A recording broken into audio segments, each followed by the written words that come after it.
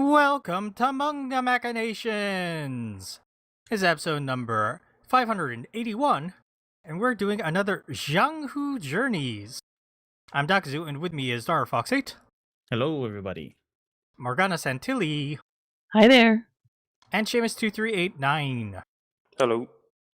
Hello, everybody. I hope you had a nice week. I know I did. It was my birthday this week. Happy birthday to you. Yep. I had to work because it was on a weekday, but my wife took me out to dinner. We went to a nice tonkatsu place at Aomoana shopping center. And you know what? It was expensive. Yeah, I bet. And I thought the katsu was a little tough. I was like, this seems a little overcooked. But I did not complain. And I Yeah. enjoyed the food. Instead, you firebombed the place. I did not do that, Seamus. Though, yeah, I did have a glass of sake, which is very good and very expensive. And then my wife was like, we never come to Alamoana because we hate it here. I was like, yep. Can we go check out some stores? I was like, sure. I'll walk off this booze. It always And sucks when you pay for nice food or what should be nice food and it's disappointing. Yeah, I've definitely, I still like the place, but I've definitely had better. So I was kind of like, what happened here? But I did, I didn't know there was a Yeti store there. And so I like Yeti tumblers, so I got myself a bigger tumbler. Oh, yeah, okay, the coolers. Okay. I thought it was like the Yeti, the t-shirts that do games done quick. Oh, yeah. Oh, And I was like, wait, they got a store? Okay. Yeti, yes. No, Dawkins is Yeti- keeping hydrated. You're also a microphone brand, because that's what I use. Yeti Blue Mics, or... Yes. Everybody gotta stop using that Yeti name. Really, if the snow creature does exist, they need to just sue for money. Right? I also have a Yeti tumbler. It's like a company branded one. A company branded one. Yeah, they have like I think they have NFL branded ones too. So But so like your company like bought it for the employees, I assume that's what that meant. The company that bought the company I worked for bought it for us All right. as part of taking over the company. As far as like, please don't panic. Here's a tumbler. Here's a consolation gift. Don't worry, like half the company left within like 2 years. It's all turnover anyways. I have a work branded Stanley cup, Stanley mug. Not the hockey Stanley cup, but the dumb Yeah. mug. The ones that were really like in vogue like a year ago or whatever. Yeah. And you know what's funny? I mean, it is a very nice gift, right? I will always use another water bottle, fine. As a water bottle, I don't prefer it because it's like mug shaped with a handle, but you can't drink hot liquids out of it. They're only for cold liquids. So I'm like, yeah. I have I don't know, like a hydro flask or whatever it is I bought for like $10 at Marshall's. That's what I use. I'm very happy with that. but yeah, I do have my branded Stanley mug that sits on my nightstand. I can have water at night. I finally gave up on not gave up, but like I finally decided to buy something else besides Zojirushi. I was on a Zojirushi kick for many years, buying their like water bottles, insulated water bottles and stuff like that. I bought it's called like an oval or something like that. And the design of the spout is pretty good. The thing about like the Zojirushi is that it's designed for like demure Japanese people who don't chug water like I chug water. So like the flow of water that comes out of it usually isn't like super satisfying. But like this oval is like designed for like American hedonistic hydration needs. So I could just like tilt and glug glug glug glug, and it's like it feels so good to drink water sometimes. Dara's making a joke, but it's so true. Our diet is so salty that we need extra water. Yes. to wash it out. Yeah, like I need, and it's a nice spout because it's a combination straw spout and like tilt to drinks spout. So like, you could either do the straw or you could just tilt the drink.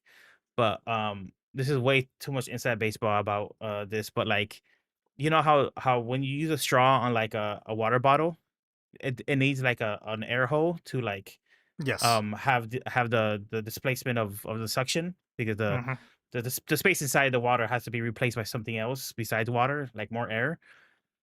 This one doesn't have that, but because it has a spout for you to drink, it has this giant hole. So it's like, so you can suck water out of this thing like so hard and so fast. It's really satisfying.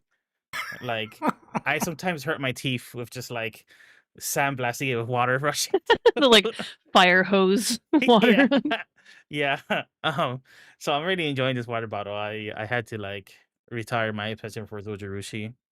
They're nice, but they're expensive, and they just stopped meeting all of my hedonistic hydration needs. I'm just picturing it like a bidet blast into Dark Fox's mouth. Yeah, kind of. Anyway, welcome to our podcast. That was a fun tangent. We're essentially a book club for manga, and but our main segment today, we will be covering anime. We're doing something called Jianghu Journeys, and we're watching Cowboy Bebop, Michiko and Hatchin, and Samurai Champloo. Those 3 shows in tandem. So in our main segment, we'll be covering some episodes that we watched. But before I forget, I want to thank our coffee supporters. If you want to financially support our podcast, please head over to KO dash. I just bit my tongue. Head over to ko-fi.com/mangaback. And yeah, if you buy us a copy, we will use that money for our manga reading goals. Please ignore the fact that the current goal says we're sending Seamus to Comiket. Yeah, I changed my mind. I'm going to Komita. Komita? Yeah, actually, that's a way better one because that's like the independent manga one.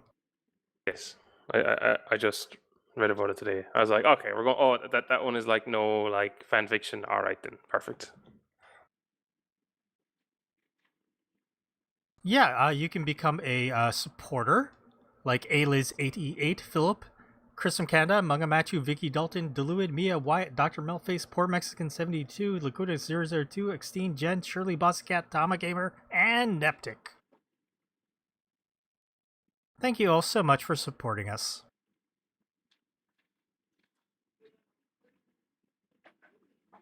Okay, so this week... Oh, I should also mention that we are currently recording this episode live on our YouTube, youtube.com/MuggMacTV. So make sure you, if you want to see live and you want to see Dark Fox's face, you can check over there. But yeah, we're going to skip emails this week because we need to talk more about news. So, yeah, Morgana, I don't know if you heard, but after last week's news segment, where we talked about Shogakukan's Manga One app was exposed for hiring a convicted sex villain, and then everybody was pissed at them. They had to recall the final volume of the manga that he was working on under a pseudonym. We joked about how, remember that author from Act Age for Shonen Jump? How they actually, like, you know, he got fined and they ended that manga and they actually, like, seemed to, like, take responsibility for that happening. It turns out the day after we recorded last week's episode, it was revealed that Manga One hired that guy. They hired a second pedophile. Guys, what the actual fuck? You kidding me? Yeah. Nobody's that good that you have to hire them despite the fact that they are literally criminals. Well, just hold on, Morgana. Wait till you hear some things that have been said. So this second pedophile I'm talking about is Tatsuki Matsuki. Yeah, he wrote for Act Age. But he has been writing under the pen name Miki Yatsunami and has been the author for Seiso no Shinrishi, or The Counselor Through Years and Stars, for Manga 1. And yeah, considering the controversy that's been happening over the other pedophile, they decided, we should reveal the fact that Tatsuki Matsuki is also working for Manga 1 editorial and doing this manga. So yeah, they hold on, I have this news article here. Darfox can throw that up on the screen if he wants.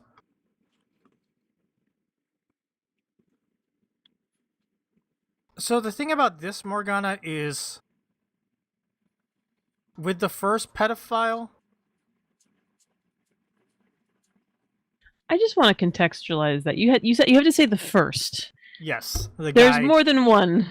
There are multiple pedophiles There's working a- under pen names for the Yes. same goddamn magazine. Like, Yep. come on, guys. for the same manga app. Yeah, it's like, what the fuck is happening under that editorial department? Seriously.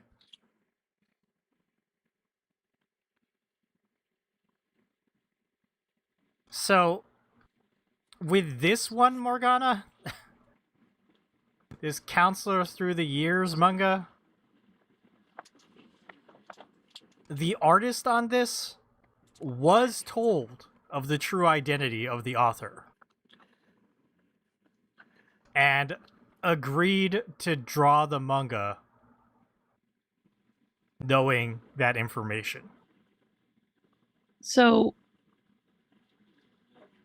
I mean, I have mixed feelings about this. On the one hand, they should have said no. I mean, I think I personally would be like, I'm not going to do that, thanks. But I guess that my question is, did they have another choice, right? Did they have other work they could do? Right. And I'm not trying to justify this. I'm genuinely asking, like, were they put in a really difficult position because somebody decided they wanted to hire a pedophile again? Well, I did read somewhere, and I don't, take this with a grain of salt, because this could very much be fabrication, that the artist made a comment saying, because this was based on a written story by this second pedophile first, that the artist working on this was like, I've never read a story that brought a tear to my eye before, so I would gladly want to work on this. I don't know if this is true. If it is true, man, I don't know what to say to that. Like, Once again, I am completely here for redemption, and if you're making amends on the mistakes you've made, if you're seeking out help, if you're working toward a better. But obviously, if you are hiding behind a pen name, yes. Obviously,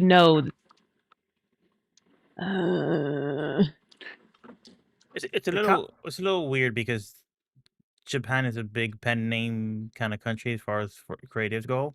sure. So Here. we don't bat an eye, or we wouldn't bat an eye normally, and it just sucks that they're using that just the fact that people are comfortable with that as a cudgel or like a Let shroud. me read what Shogakukan said. The company explained that even criminal history constitutes personal information, and that disclosing such information without the individual's consent would itself constitute a serious human rights violation. Okay, but I'm pretty sure they would have to run a criminal background check even if they didn't know whether or not this person was already a criminal. So they didn't have to hire him in the first place. That's not a thing in other parts of the world. Is it not? Yeah, I know criminal. At least in Ireland, they don't exist unless you're in very specific jobs. Like, Yeah, I mean, I guess I'm thinking. No, that's a fair point. I don't know if I had you're to. here. I never Yeah. encountered it before until I came here. That's fair. Actually, I don't know if I've ever had to do a criminal background check either. But I mean, can an employer ask for one in another country if they have reason Uh, to suspect? I think if you ask someone in Ireland, they could probably sue you. Unless you're like in a Interesting. there's very specific jobs, like I don't Like know, the childcare guards, and childcare. yeah. Like, yeah, I'm pretty sure if someone asked me, I could just be like, I tell them no, and be like, have they just like committed a crime asking me that? I had to have criminal background check when I volunteered to help out with my daughter's field trips and with Girl Scouts. So, pretty sure I'm not a criminal. Thanks I think I've done to the countless library. background checks. Not just for my current job, for working at the grocery store. Florida might be crazy though. Like it's like the Florida man virus inside everybody, so they want to make sure that like The other I thing mean, is, it's I standard for education stuff. I yeah, did a lot of those.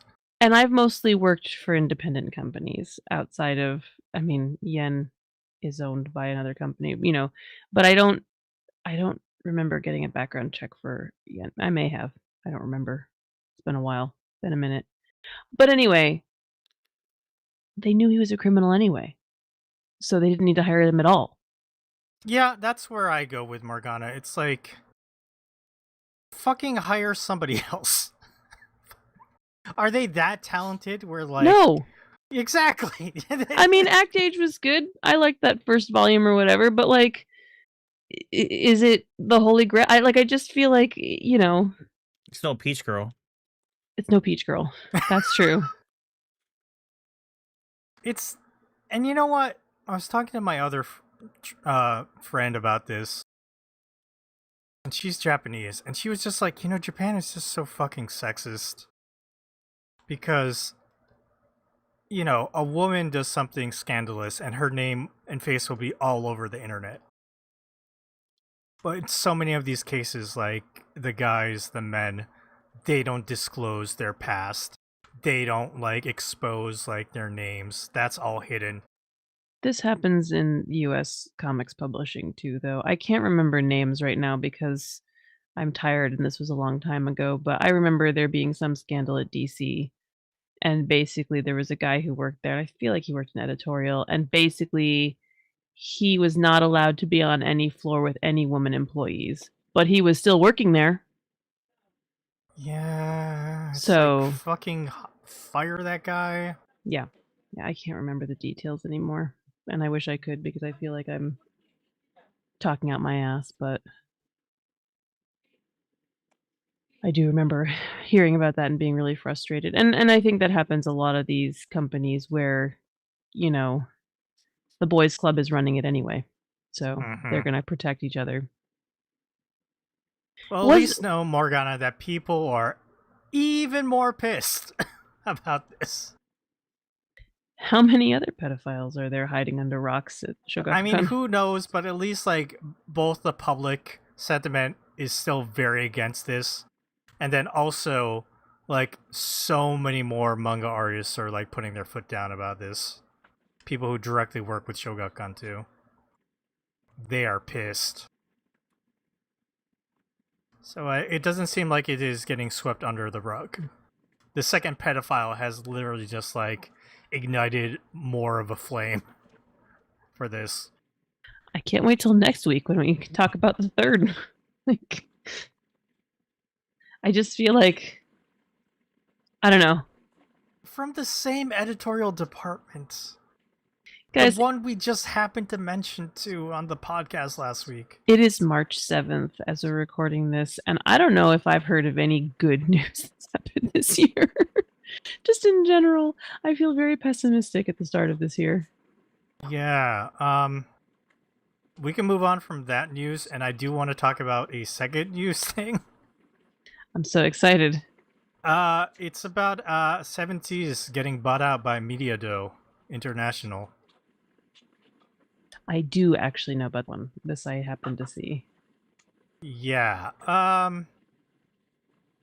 So Seven Seas, which is a English publisher of manga and different types of books, they were bought out by MediaDo International for $80 million US. the thing is, Seven Seas was like the last big independent English manga publisher, because all the other publishers, they have oversight or they're connected with like Japanese publishers. Viz is connected with Shogakukan and Shueisha. Morgana Yen is connected with Kodansha, right? No, not Kodansha. Kadokawa. Kadokawa, yeah. And Kodansha obviously is Kodansha. So Seven Seas was independent. You know, we used to, laugh about a lot of the horny books they were doing a decade ago, but they sure like helped fund and put out things like My Lesbian Experience.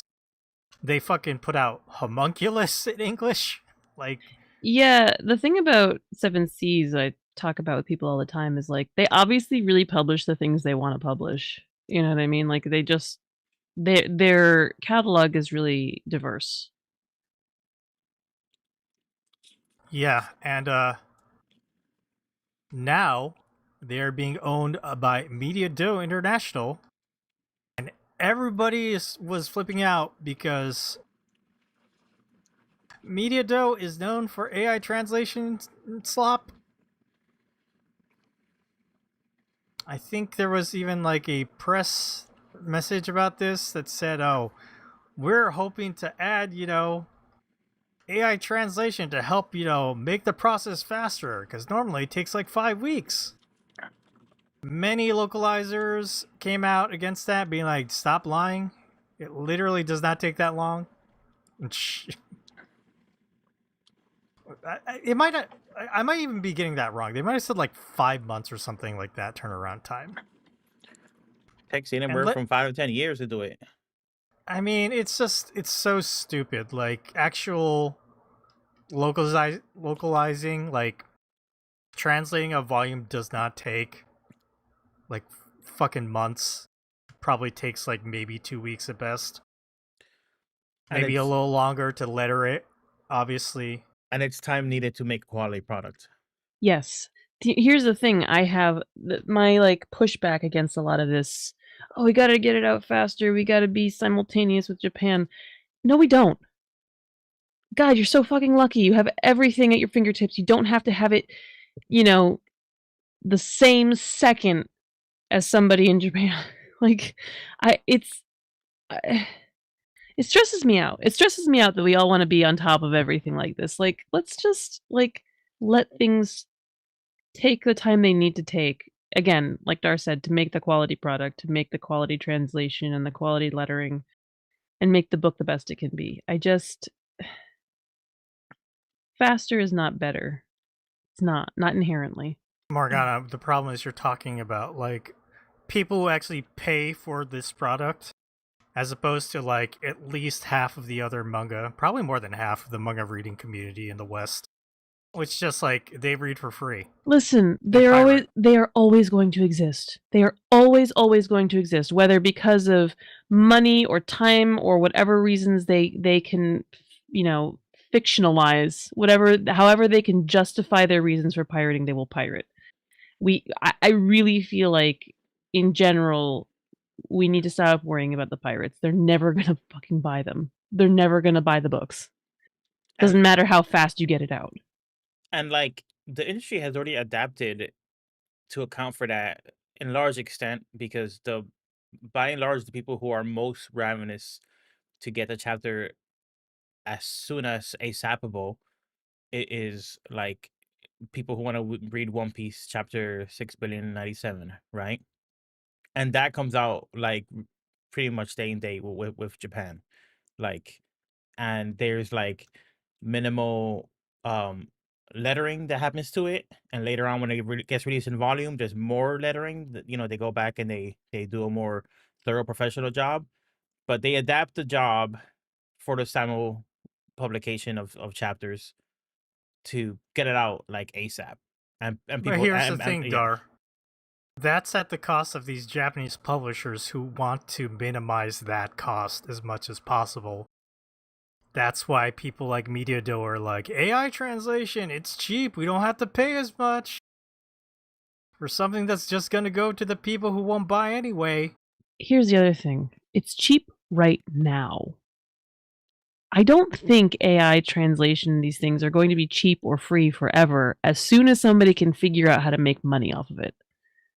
It's cheap right now, but eventually somebody's going to have to pay for something in order to use it. I just, I mean, obviously, until then, sure, whatever, good luck, Godspeed. But I don't know. I'd rather pay the money than get known as the company with shitty translations. But Well, maybe, yes.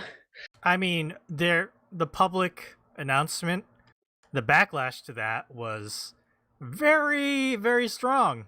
A lot of people were like, "Oh, Media Dope, what do they do? AI? Oh, well, fuck this. I will never buy Seven Seas book again." And then Seven Seas had to put out a statement saying, "We will not do AI. Don't worry, we believe in human translation." Now that's all nice and good, but everybody also pointed out, you can want that, but you're owned by MediaDo. And if they tell you to do AI, you can't say no. They own you. or it would be very disadvantageous to say no anyway. Yeah, like you could fucking lose your job. There are ways to push back, but how effective can those be in the in the long run? Yeah. And so people are just kind of waiting to see what will happen, but everyone is concerned, and they should rightfully be concerned. Yeah, it's not about doom and glooming. It's just we just expect the most grave and greedy thing from companies that work with AI. And we're in a kind of strange new position where we have to think about the implications of this. I was reading an article recently about how suddenly, you go on Amazon and buy a picture book, right? Say you want to buy a picture book about trains. You have no way of knowing from your Amazon listing whether or not that is a real book written by a human or whether you're going to get some weird AI slop coming to your door and then your kids reading. And it was a really fascinating article about the drawbacks of getting crappy books for your kids, basically, even at a young and impressionable age, when some of the books seem kind of dumb anyway. But it is important for kids to have quality reading material. I think it's important for everybody to have quality reading material. And I definitely have concerns about what publishing is going to look like, and concerns about one thing I found really. This is like worst case scenario, right? I think, but worst case scenario, AI authors take over, right? Authors in huge air quotes, right? Computers. A whole bunch of AI text is generated, and human authors become a bit of a niche in publishing.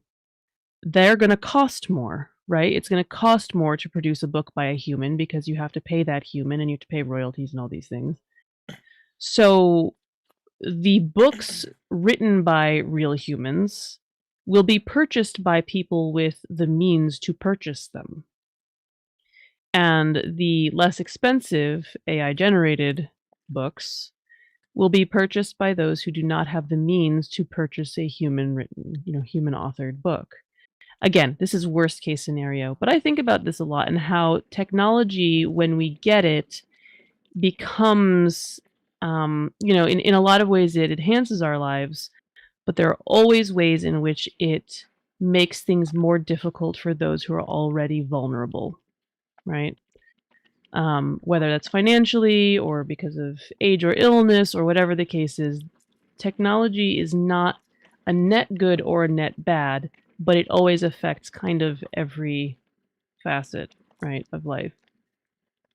So I'm stressed anyway about publishing for sure. And about translation, absolutely. Did you see the thing, Morgana, from OpenAI, the company that makes ChatGPT? They had to put out a paper talking about why ChatGPT hallucinates. Yeah, large language models hallucinate. I watched a really fun video. I can't remember the YouTube person's name. I'll send you guys. She does these amazing essays, and it was all about AI hallucination and how, like, logically she knows why an AI Mm-hmm. hallucinates, right? It's just gets confused. Basically, it's it's pulling on the entire language model to create your response, right? Yeah, and it Um, guesses, and it and was it taught to guesses, it was taught to guess, and they can't just fix it. The right, fix would be for it to admit that I don't know the answer, right. and that would happen like 30 to 40% of the time, and that would kill fucking Chat GPT. Who But the the fuck would use that? but the hallucinations then sound absolutely insane, right? Like the Yes. things that it does in response sound absolutely crazy, and it's terrifying. And like logically, if you know anything about computers or things like, models, language models, you can kind of logically understand why it's doing what it's doing, but there's the like innate like fight or flight part of your lizard brain that's like, this is fucked up. Mm-hmm. It's feeling feelings. It's losing its mind. But no, Yep. it's just pulling on the whole of the internet, which, it's a dark place. Yep. But yeah, we can move on from the news. Let's just get to some what you've been reading. Seamus, you have anything for us this week? I actually have a book on the history of manga that I'm pretty sure Morgana read, because that's how I came across it. Manga's First Century by Andrea Horbinsky. I don't know if I pronounced that right. didn't actually read it. I did borrow it from the library, and I meant to read it, and I never got the chance. But yes, it looks really good. I almost borrowed it again because I saw it at the library when I went this week. How is it, Seamus? I think it's very good. I don't know. It's hard because I don't know enough to be like, is this all right? Or so I don't know if there are many manga history books out here. Like I have another one, but it's more specifically about like the 20s and 30s, and how like manga at that time just was like influenced a lot from like non-Japanese comics. And then the myth came around that like, oh, it's all coming from 1800s Edo stuff. It's like, nah, that is very diluted. But it covers 1905. Actually, it says 1905 to 89, but it kind of starts earlier. Because I think the earliest they're kind of putting down is there was like a English language newspaper, and the American or British guy like doing the comic strip in it, or the kind of like political satire comic, or I don't know what you call it at the time, it's not a comic strip because there's only one panel. Was He it left Punch? and basically a Japanese guy took over. It wasn't Punch, was it? I think it was like Tokyo Punch or Tokyo Puck, but it was Okay. based off of, I think, is it Punch is what it was Yeah. called in the UK. Yeah. I gotta read this. I'm gonna go back to the library and borrow it. It sounds good. Love And this there was shit. there's a bit on Tezuka that I thought was interesting, because they're like or what they say is like Tezuka's main innovation is like up until I guess the 40s and 50s, manga was nearly always had humor, because it started off as like political satire, and then it became more general satire, and then it kind of became like just other stories, but it was always like there was like humor was always in it, and he was like, no, I want to do stories with like no humor, and it's like tragedy, and like that's what they're kind of saying was his big innovation, was like, yeah, I just want to do like no humor at all, just purely tragic stories. It's like he did some manga called, was it The Underground Min, and like the main character dies at the end, and supposedly there's some other manga at the time is like, what the fuck are you doing? That's not manga. Interesting. It's like how comics in America used to be called the funnies, right? Like there's definitely an impression that comics are for kids up until a certain point, and then they start to get serious. The underground stuff kind of comes out. We realize that you can do more with comics than just political cartoons and ha-has in the newspaper. Not that there's anything wrong with either of those. Those are great. I think that in and of itself is an art form. But That's also funny because I feel like the comedy is one of the things that we praise the most about because Samachisuka while we're doing Buddha. because maybe even though he wanted to do tragedy, he was kind of miserable at it. Which is not true. I mean, like, I guess part of it is I personally hate a narrative that is only tragic.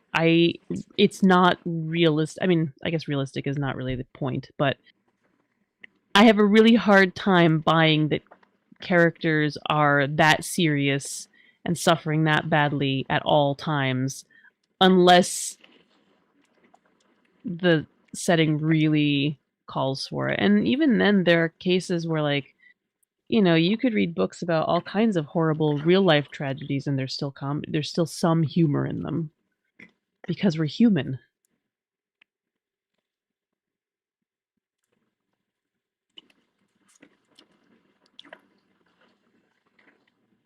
Seamus, anything else to say about this book? Manga's first century? Overall, I thought it was like good. Like, I don't really didn't really know any of the stuff, and like it kind of covers, like I said, 05 to 89. So you get like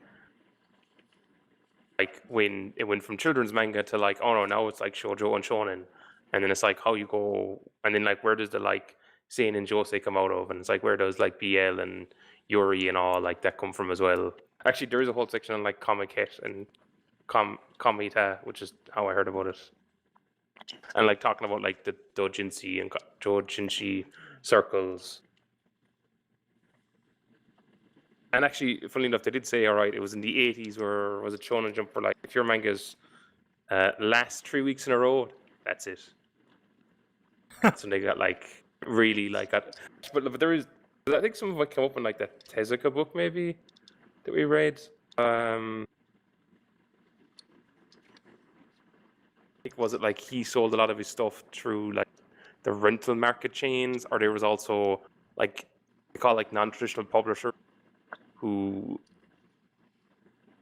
like they sold stuff but they weren't like in a established publisher.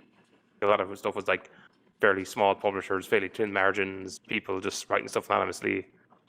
A lot of copyright violation, or what would now be called copyright violation, where it's like, oh, here's this manga like volume, we've got a story like Mickey the Mouse and I don't know, sort of random Japanese character that someone made up it. Okay, it's like the 1930s. Like, who cares about like copyright law for stuff that comes from other countries? Sounds like Billy Bat. A better time. Very, very neat. Okay, anything else, Seamus? Nope, that was it. All right, thank you. What about you, Morgana? No reading. I mean, I could mention we watched Atlantis last night, the Disney film. I don't think I mentioned last week we watched Treasure Planet. You can sense a theme here.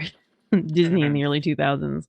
They're both great movies. I love Treasure Planet. I think it was totally maligned. But I feel like I've talked about Treasure Planet on the podcast before, so I'm not going to go too crazy about it. But we've been getting into the 2D animation, the Disney stuff that my kids haven't seen yet. I mean, we can talk about Atlantis. We could talk about Atlantis. It's been a long time since I had seen it. That one I don't think I saw until adulthood anyway. I have some big questions about the practice of archaeology in this context. There are some issues I have with that. A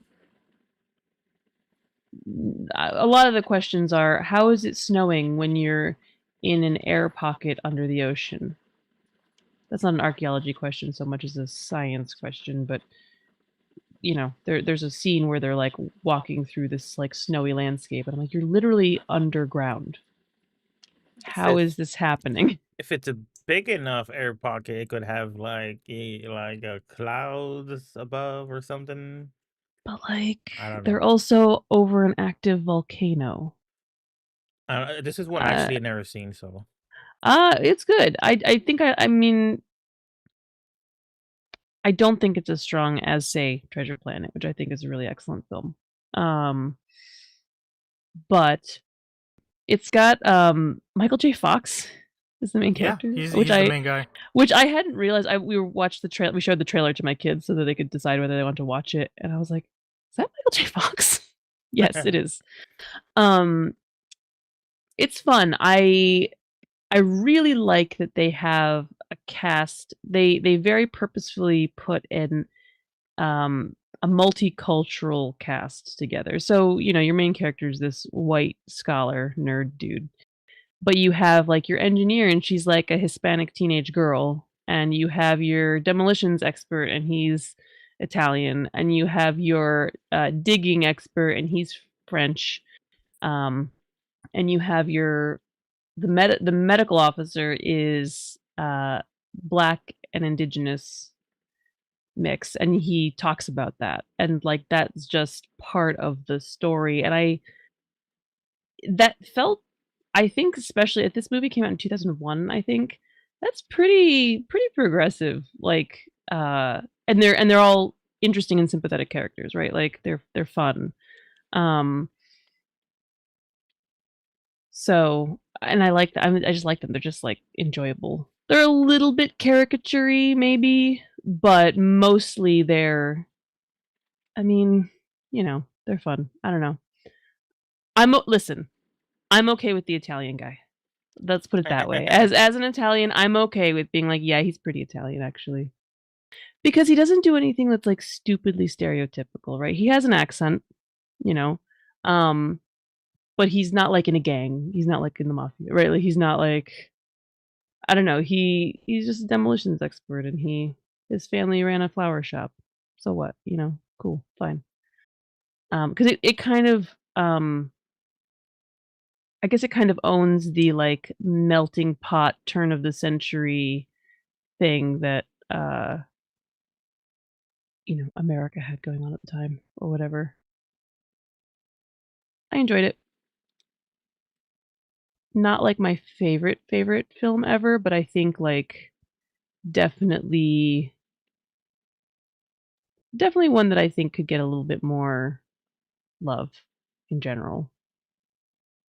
I don't know, Morgana. I remember it being pretty forgettable, to be honest. Like, that came out like after The Emperor's New Groove. Way Yeah. better. I like Emperor's New Groove. That was like after the Renaissance. That was really Yes. so. It's like you have these classic movies, and then these as well. So like, but I mean, these movies also have like a lot of fans. Yeah, I mean, like I said, I think Treasure Planet is a really excellent film, and that came afterward, and definitely is not like, I mean, no, is it as beautiful and impressive and, kind of awe-inspiring as those Disney Renaissance films? Maybe not, I mean, the problem is this is also around the time where like Pixar is really kicking off, and they basically like take over from like 2D animation. Yes. And Yes. this was the first tap in a double tap against 2D animation. Yes. Mhm. Is this the girl from Babylon 5? I think she's in Babylon 5. Claudia Christian. I'll look it up later.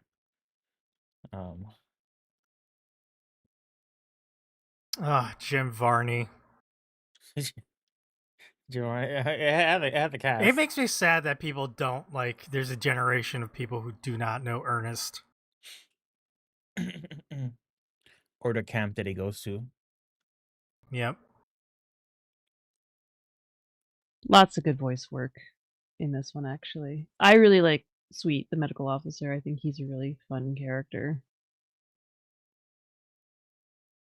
It's good stuff. Leonard Nimoy's in it too. He's not on this graphic that Oh, he is. He's a Darva. Is he? He's with, Oh, there he is. There he is. I top didn't left, see him. right underneath Yeah. Milo. So, good cast. Good. 1 second. I mean, is it forgettable? I don't know. I mean, like, again, not of the films that came out around that time, do I remember this one versus? I mean, again, I don't think I actually saw this when I was a kid. I don't think I saw this until adulthood. So maybe my impression is different just because I saw it as an adult with adult eyes and was like, "Oh, yeah, it's pretty good," you know? I don't know, I probably would've been pretty into it as a kid, though, because I was really into archaeology, so I don't know why I didn't see it. I must have just not made it to the theater or whatever. I didn't watch a whole lot of films in theaters as a kid. Like, I'm a little bit older Were you than watching you. Monsters Inc? I didn't see Monsters, Inc. for a while either. I mean, I was 11 when this movie came out, so maybe it was just, like, on the edge of my like, what I want although I did see Treasure Planet in theaters with my mom, I remember for sure. You know, like I'm a little bit older than Morgana, but like I have a distinct memory of seeing a bunch of advertising for animated films, and the advertisement not working on me. I wasn't interested in go see them. Um, I think there was I don't know if it was like a saturation or if it's just that I was reaching the age where like I felt like animation wasn't for me or something. But like they would still do all the things that you'd expect them to do. They had like toys at McDonald's and at Burger King and all these things and a lot of commercials during Saturday morning cartoons and all this kind of stuff. They still had a presence. I knew about these movies. I just didn't feel the compulsion to like ask my mom for money to go watch it. You know what I'm saying? So like there was Stone has probably explained this phenomenon better, but like it was just like not hype for some Yeah. reason. Yeah, you had zoomed in on Helga briefly. I wanted to talk about her because she's fun. She's kinda your femme fatale character, and she's like a kick-ass lieutenant lady. She her character does not stop moving. She is always, like, moving her hips or, like, kind of slightly, like, moving her shoulders, touching her face. She's constantly moving, and it is so fluid and fun to watch. Um, that is something I really appreciate, and again, I probably wouldn't have noticed as a kid, but can appreciate now as an adult. Dar, she is from Babylon 5. Yeah, yeah. She's I forget the character, but the Russian girl. Um, haven't seen all of Babylon 5, but I've seen the first couple seasons, and I like a lot of the characters in that show. Alright, very nice, Morgana. Shall we move on? Go for it, I ain't got nothing else for you. What about you, Dar? I have a couple things. First, I'll say that I beat Resident Evil 9, and it was a great game. My opinion didn't change much. Um, I love the variety in it. It's a great homage to both kinds of Resident Evil games, horror games and action games. But I hope for the next one they choose one. I hope this has to become the trend where each game has like a horror section of the game and one has like action. I really like them exploring one and um fully dedicating themselves to one. But it was a great freaking game. It was awesome. A lot of fun fan stuff, but then it honestly I wish it was more fan wank because it pulls back a lot. It really could have really just like done all the references and had all the cameos, but it really pulls back. Um, but it had one big fan wank thing that like I never thought they would do, and it was like really interesting and fun. They did it. And then not only that, there's like other Easter eggs involved with it that I've seen people talk about and the series involved. So yeah, it's a really fun. It was a great game. It was like it's definitely like my game of the year so far. Um, but yeah, Resident 9, high marks from Dar. Whether you're a fan of the franchise or not, it's just also just like a really fun and spooky game. A lot of gore and graphic blood spraying everywhere if you like that kind of stuff. The other thing I did is that I finally watched the Star Trek Voyager documentary. This was something that was done like an Indiegogo campaign, and I did not hear anything about it for years. It was apparently released to the backers of the campaign, but it wasn't. So Deep Space Nine had a similar documentary that came out, Star Trek Deep Space Nine, and when it released, it had like a very limited theater release, and then eventually it was released on home video, DVD.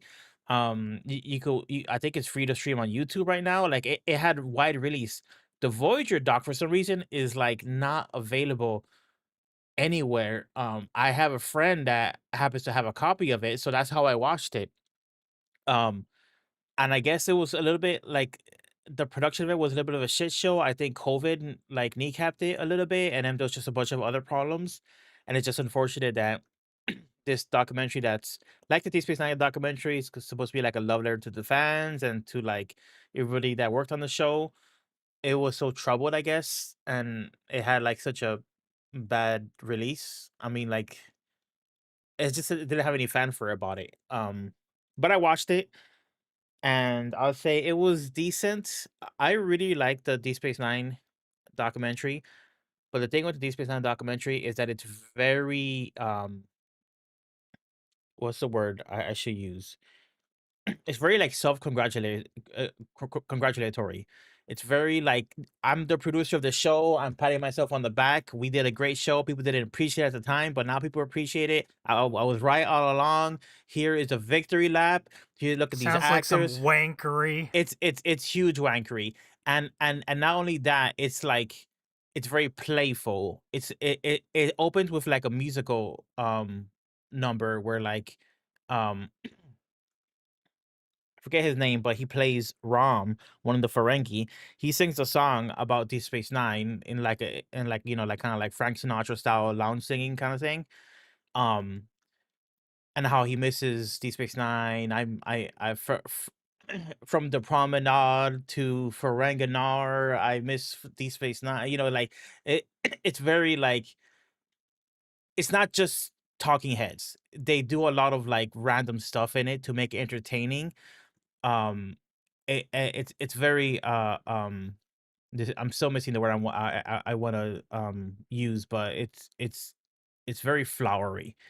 The Voyager documentary is very bare bones. It kind of just feels like you put the DVD in and you hit play all on all the featurettes that come with the DVD, and it's just a bunch of talking heads that go by the screen and they tell you a bunch of different anecdotes. And that's really good and really bad. Really good in that like it kind of gives you a lot of information, and I was surprised um by how deep they go into some subject matters, because the only real big criticism I have of Deep Space Nine documentary, because I'm fine with all the wankery, I'm fine with the self-congratulatory. I love Deep Space Nine. I'm happy I'm take a bow. I'm happy for you. But the only criticism I have for it is that when it came to the controversy, the biggest controversy in Deep Space Nine is Terry Farrell, who played Jadzia Dax, was fired because she was given a lowball offer when she was supposed to come back for the last season. Because the producer is like a sexist pig, and he's like, well, you're just a pair of tits, and you're not like you're not actually the important part of the show, so we don't have to actually pay you that much. We could pay you the same that we were paying you, where everybody else was getting paid extra for the last season. And she's like, "Fuck you! I'm a main cast member. People love my character. I don't have to take this." And she left. To her credit, she didn't take it. So they had to kill her character off, and they had to kind of recast her character using science fiction stuff, whatever. And when they talk about it in the Deep Space Nine documentary, it's very like it's just a cutting back and forth between the actors saying, "Yeah, I don't know, yeah, like I really respected her. She stood up for herself. Who knows what really happened? Only the people involved know what really happened. We know what fucking happened. Nobody wants to really just like say Rick Berman is like a misogynist piece of that shit, right?" Um, and the best one was they cut to Michael Dorn. And if Michael Dorn says a phrase that's something along the lines of like, only the people involved know what truly happened, and they continue to cut to the people involved, like Terry Farrell and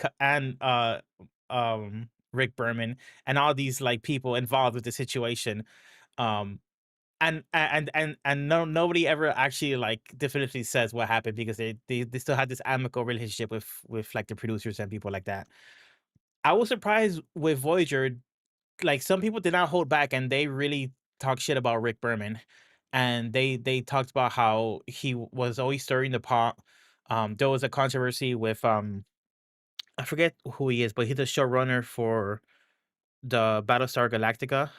Um, what's his name? Ron Moore. Ron Moore, yeah. Ron Moore was one of the writers on Deep Space Nine. After Deep Space Nine wrapped up, he was friends with Brandon Braga, which was the showrunner for Voyager. So after Deep Space Nine wrapped up, he's like, well, let me just stay in the Star Trek fold. I will go work with my friend Brandon Braga. um it'd be great. And actually people warned him. People said like, you might not want to do that. That's like a too many cooks in the kitchen kind of situation. Also, the vibes, the writer's room in Voyager is way different from the vibes of the writer's room in Deep Space Nine. It might not be a good fit for you. Be like, no, bro, I know Brandon Braga for years. He's like my writer, bro. Like, we write stuff together. This is gonna be awesome. We're gonna write Voyager together. He went to go write with Voyager, and sure enough, Brandon Braga was treating him differently. He kind of brought ego into it, and then it was a shit show. He had to leave the show, and he went on to go do, bigger, quote unquote, better things. Um, Battlestar Galactica definitely had its 15 minutes of fame as like it was the sci-fi show for a long time. Um, but like when they talk about it, they didn't like mince words where they're like, Rick Berman was definitely like pitting us against each other. They talked about how he would like, depending on who was in the room, like if Brandon Braga wasn't around, he would talk shit about Brandon Braga and say, oh, I should have gotten Ron Moore. I should have made him the showrunner, and vice versa. Like when Brandon Braga was around and Ron Moore wasn't around, and he'd be saying like, oh, Ron Moore, like he thinks he's hot shit just because he came from Deep Space Nine, but he doesn't know anything about this show. And like, and it really just stirred upon and like played them against each other, and kind of ruined their friendship for a few years. And it's just and they talk about how like back in the day producers could do that stuff. Nowadays producers are a lot more nice, and they just want people to get along, but it was a lot more cutthroat back then. So he really was just like, I have these pawns that I'm playing against each other so I can make the best show. And I guess some sort of like writer's crucible. The weak writer will fail and the strong writer will survive. And I'll have the best writer for my show, or some weird shit like that. Rick Berman is like, they don't actually crucify him in this documentary, but they do say some like truthful thing. Like people who don't like him actually like express it like, oh yeah, no, Rick Berman was being an asshole about this shit. So I was impressed by that bit. Overall, if you want to see the Voyager documentary, you're not like missing that much. Like, you should watch it if you're a big fan of Voyager, because you'll get a lot of really interesting stuff, and it's just fun to see a lot of the actors talk about their stuff. But it's really mixed, and there's a large part of the documentary that's all about this company that takes people up on the airplane that does like, the 0G flights where the plane goes up really sharply and goes down really sharply, and you have like Oh, yeah. a minute of 0G. There's a whole section where Garrett Wang, who plays Harry Kim, he just goes for one of those rides, and it's like 20 minutes of the documentary. And it's really weird. Like, oh, did they fund like 50% of this documentary? Is that why we have this whole commercial for them? It's really random. Like, it really kind of it really like ruins the movie sometimes. So I saw that and I enjoyed it. But there's some weird stuff about it.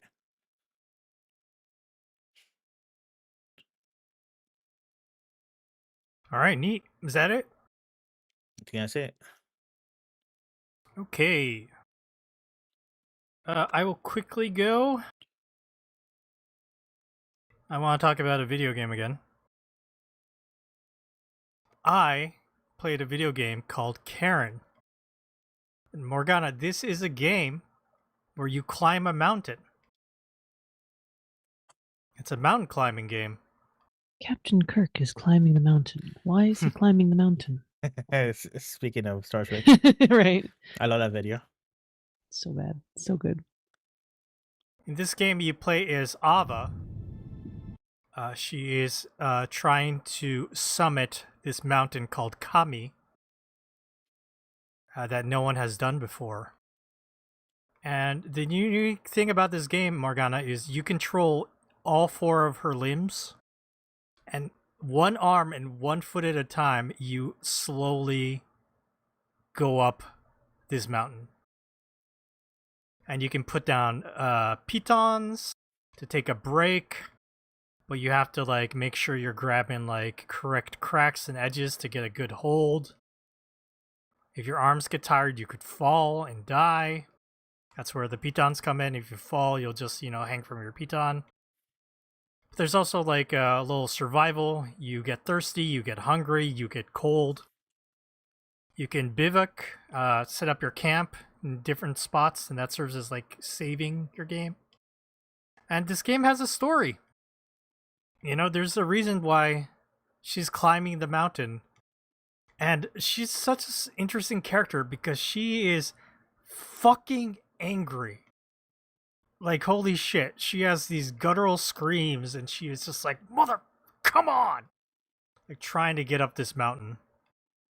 And, yeah, I won't spoil any of the story, but, it was an amazing game. It took me about, I think the first time I finished it took me about 10 hours. And I immediately played through the entire game again. But they have a lot of options to make it easy. You can turn off the survival mechanics. You can give yourself unlimited chalk so you can climb. But you know, it just made me think of like we're reading Shinichi Sakamoto's The Climber, and just kind of like a good representation about like people doing this hobby, this sport that is, you know, it's kind of selfish. This act that, you know, climbing a mountain by yourself, putting yourself in danger, making people who love you worry about you. Mm-hmm. And for what? You know, for what reason do they climb? And I feel like, yeah, they do such a good job where like I don't want to give too much away, but like I already mentioned Ava is angry, and like I feel like this game isn't trying to overtly glorify the act of like she's doing a major accomplishment. And I find that really interesting in a game like this where like you are by one, you know, arm and one foot just like scaling your way up this mountain. Unlike Death Stranding, where everybody's like, "You're amazing! I can't believe you walked across that. Keep You're on the keeping on, you're the Sam. most amazing person ever." Yeah. It's almost the opposite in this game, and it's kind of beautiful. I believe this is on PlayStation 5, Morgana, and maybe you can convince your Alright. husband to play it. Yeah, I'll see if he's interested. Speaking of games he's been playing, I have a question, which may sound obvious, but is there just a sudden influx of games with female protagonists? Because my husband is playing a game right now, and I can't remember what it's called. I just texted him to ask, but I think he's in the middle of playing it. So, um, Ironic. yeah, and it takes. I believe the premise is, um, the main character is a scientist on a spaceship. Spaceship lands on a planet, and she is kind of surviving, but she's like gathering. It's like very underwater, a lot of underwater stuff. So she made a greenhouse. She's got fish that she can get, but they're all alien creatures, right? Um, but he's playing a female character, and I said, "How often do you play a female character?" Because before this, he was playing Metroid. Loves Mhm. Metroid.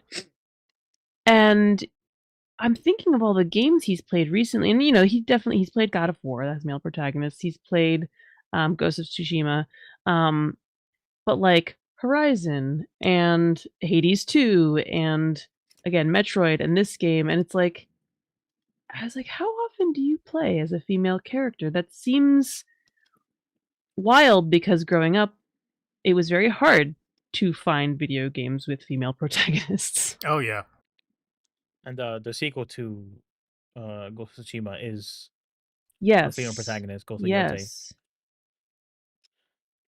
So, yeah, is this like very recent, or am I just noticing it more because my husband's playing more games now than he was before? I wouldn't call it recent, but I think that the video games have become more and more vast. The audience, the the video game supports so many more niches, um, and there's clearly so many like female players out there, right?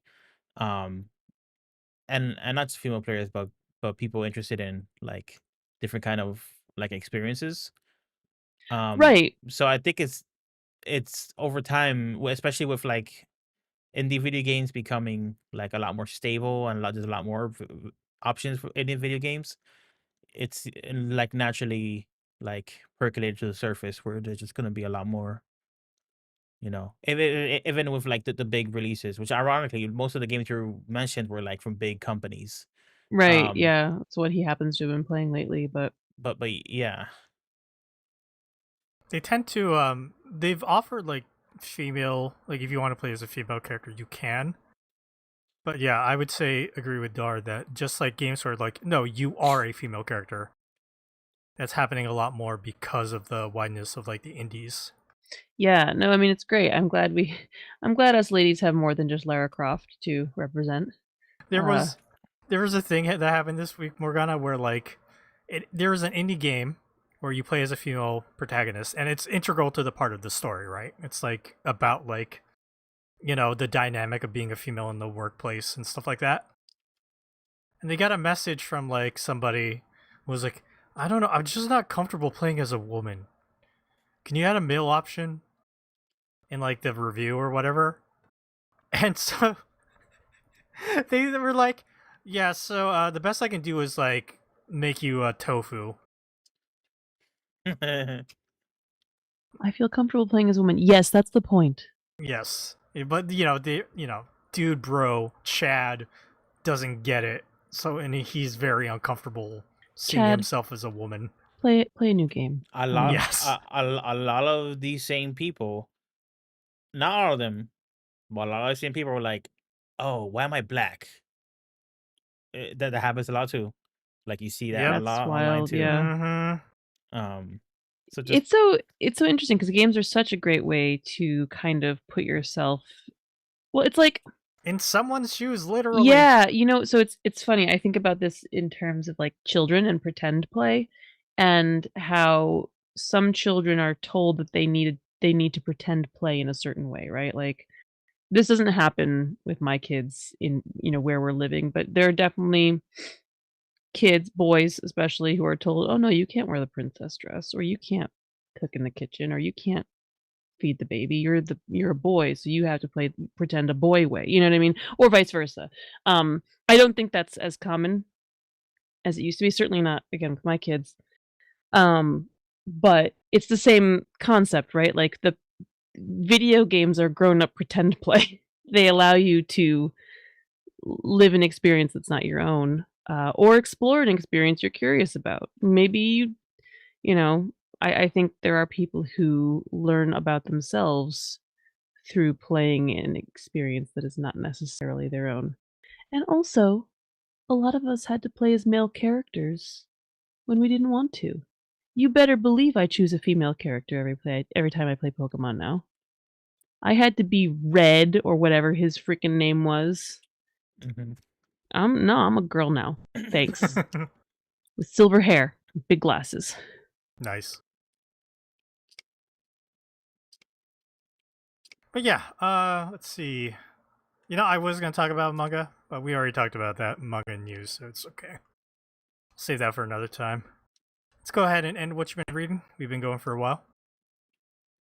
Before we get to our main segment, let's talk about next week. We're bringing back movie machinations. What am I saying? Jeez. We're bringing back movie machinations, where it's not an anime movie. We're just gonna talk about a movie, and we have a special Seamus selection here. Running on Karma, which Seamus has told to me is like the most Buddhist movie we can watch right now, to tie in with our Buddha retrospective. I would say I think what I said, it's got a lot more Buddhism than Buddha manga series. We can watch other stuff that's more Buddhism, but like I don't know. Are you interested in like 2.5 hour movies about incest? No, thank you. I'm good. Thanks. Yeah, we will watch Running on Karma. Is this a Johnny To film? Johnny To co-directed with Wakafe, which is why it probably has so much Buddhism in it, because Wakafe is kind of worse and that kind of stuff. Okay. Yeah, Running on Karma. movie machinations for next week. Stay tuned. Okay, everybody, we're going to take the stream down for a bit, and when we come back, we'll be diving into our Jianghu journeys. Okay, everybody, we are back. It's time to dig into more episodes of Samurai Champloo, Michiko and Hatchin, and Cowboy Bebop.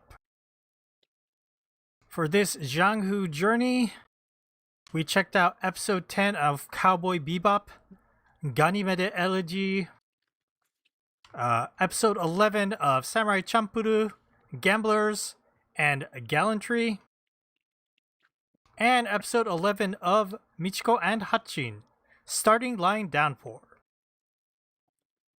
As with all Jianghu Journey episodes, we'll not be going show by show. We'll be jumping around talking about whatever we want. And so, yeah. What and where do we want to start with these okay-ish episodes? Oh, interesting. I liked these episodes. Do you remember, Dakazu, when you were like, I don't think we're going to get another crazy thing from Michiko and Hatchin, like the bullfights?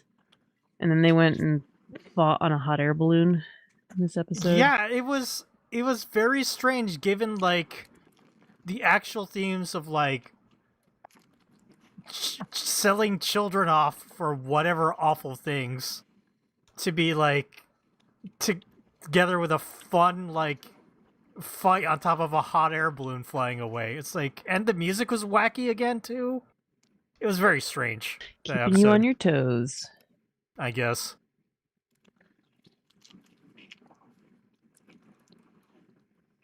But yeah, I don't know, Morgana. That, like,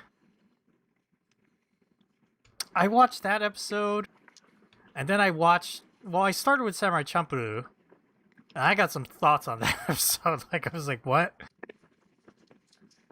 So I think I liked that better than the Michiko and Hatchin because it was, like, depressing and weird, but also we just ended up with Michiko and Hatchin back together again. And then, oh boy, Ganimede Elegy. I have some things to say about that. What's your problem with Ganymede Elegy? The music. Ah. We hit another music snag, everybody. I think the episode itself is fine. You know, it's about Jet. Is it his lover, his wife? What was? Yeah, they His don't. old girlfriend. Yeah, I don't think they really imply that they were married, but definitely together.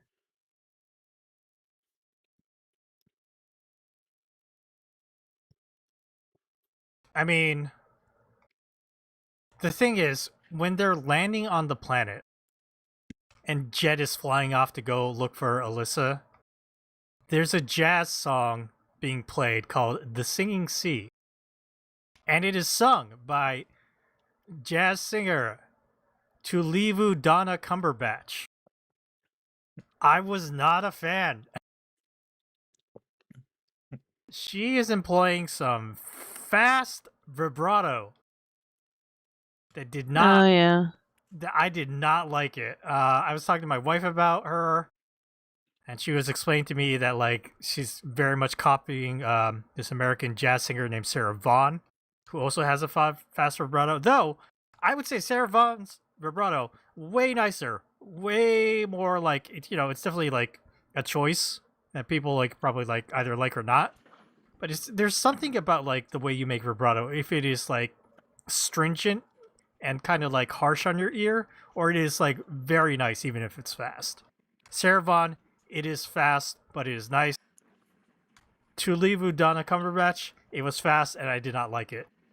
Was this the one where the lyrics were kind of goofy? Is that the song that was like they're quietly singing songs loudly or shit like that? I think that was the song.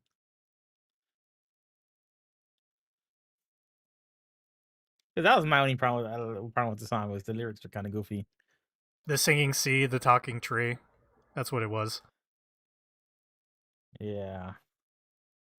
There's another iconic song that plays while Jet is chasing down his ex and the criminal. Mm-hmm. But that's more like vocalization.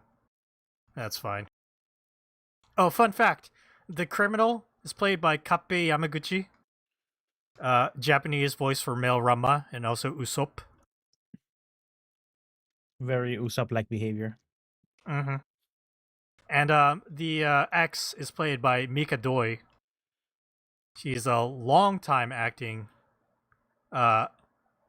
voice actress in the biz, but she is mostly known for being Queen Serenity from Sailor Moon. Oh. And also Kobe from One Piece. The pink-haired kid from the beginning of the show. Maybe like some pink-haired character, or like Queen Serenity doesn't have pink hair, but like, you know, She has the white hair, right? yeah, she has white hair, but Her daughter has pink hair. yeah, Chibusa. Oh, Mika Doi also played Ritsuko's mom in Evangelion. Very small role. Oh, Ritsuko's Mhm. mom. Never mind. Kind of a big role.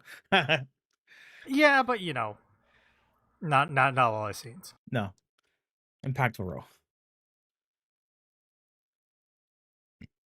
Yeah. Speaking of voice actor roles, in Cowboy Bebop, that episode. No, not Cowboy Bebop. In Michiko and Hatchin. Remember the reporter that you think was sleazy, but it turns out he was telling the truth about the kids getting kidnapped? That guy was voiced by Koichi Yamadera, aka Spike. I was like, I recognize that voice because I just heard him.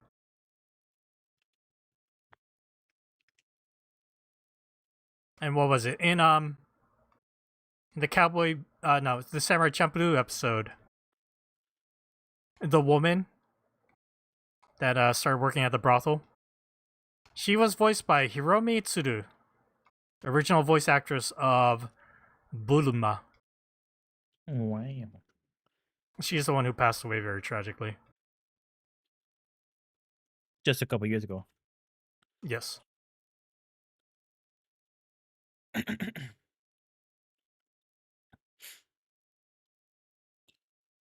I think that's all the voice actor credits that I noticed. It's always interesting when we watch these episodes.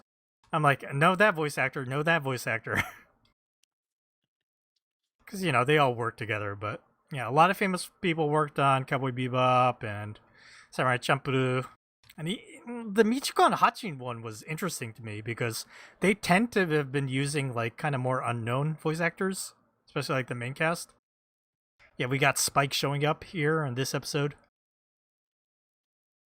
Yeah, Dar, what did you think about these 3 episodes? I like him.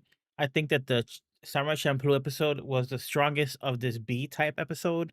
The type of episode where they come across somebody sad, and then one of the characters takes a liking to them, and then they're all sad, and then like they either die at the end or something happens.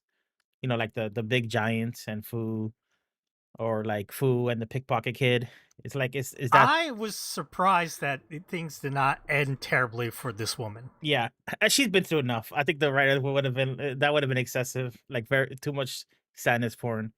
Um, she's such a like a victim in this story. Like they just so much, and this, the at least in the dub they directly point out the fact that like this is what happens when divorce is illegal. Um, Mm-hmm. That's in the JP2, yeah. yeah, I would hope so, but yeah, I couldn't. You can never be sure with the dub sometimes. So of that type of story, I think this is the best of that episode of that type of episode so far. I enjoyed it. I think it's cute that Jin literally just fell for her. He just fell for like there wasn't like a twist or something. Like watching the episode, you sort of expect the twist. It's like, oh, she reminds me of the woman who used to clean my sword or something, and I wanted to Yeah, make something sure. tying to his past or something, but Yeah, no, and he they're just like, likes her. oh, she was a very like pretty, kind woman, and like um obviously the first impulse or not the first impulse but the first impression he had of her was that she was going to commit suicide, and he goes right. So like their whole introduction was kind of very like sad tinged. um but yeah, it's I thought it was sweet. I thought uh this episode really makes you realize that like Jin and Mugen are both just like really socially inept, just in very different ways. Yeah. Mugen is just like a wild boar that just charges through anything, right? But like Jin, the way he like come and see her and stand outside the brothel, it's just like it's very like you're being weird right now. It's like, what are your intentions, right? Like you gotta really like decide for yourself and then act on it instead of like just wistfully walking around. So like I Brooding. yeah yeah I liked it. It wasn't a good time for me. Kind of wish. I mean, I don't know. Maybe it's not necessary, but like, you definitely want that the husband character to get his comeuppance, to get sliced in half or something, or get his Betty sliced, or like he really just they really make that husband character really testable. But she kind of got her freedom, at least from him. So that that's like enough. Um, and who knows? Maybe the loan sharks will come after him now. It's kind of funny how, like, in the previous ones, like, for these serious episodes of Samurai Champloo, there's a B plot that usually ties in, and the B plot really did not tie in at all. It was simply an The Beto excuse. wrestling.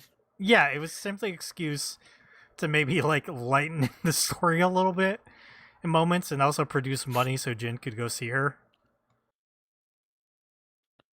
That's really all that was happening. It was pretty much a whole Jin episode. And I didn't hate that. I thought it was, Yeah, it wasn't bad. yeah, I think Dark Fox is right. It's the strongest of this kind of episode, and I like it because Gene is my favorite character. And he's just such a soft boy. Like, just doing the right thing, just like saving her, doing the right thing and letting her go. Like, oh, what a mensch. But yeah, I like this Samurai Champloo episode. I vaguely remember this one from watching this, ages ago and I remember enjoying it then.